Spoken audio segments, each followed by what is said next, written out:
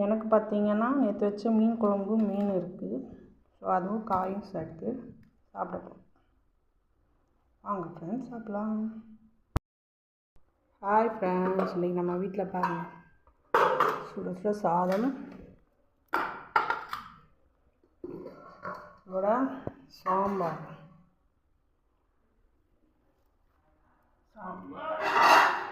மாங்காய், வெள்ளை பூசணிக்காய், வெயில் அடிக்குது இல்லையா, வெள்ளை பூசணிக்காய், முருங்கைக்காயெல்லாம் போட்ட ஒரு அருமையான சாம்பார்.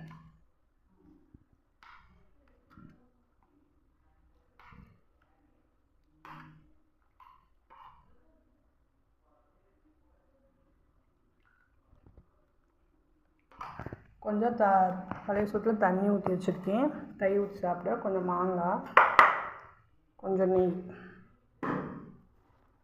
வாங்க ஃப்ரெண்ட்ஸ், இன்றைக்கி சமையல், வாங்க சாப்பிட்லாம்.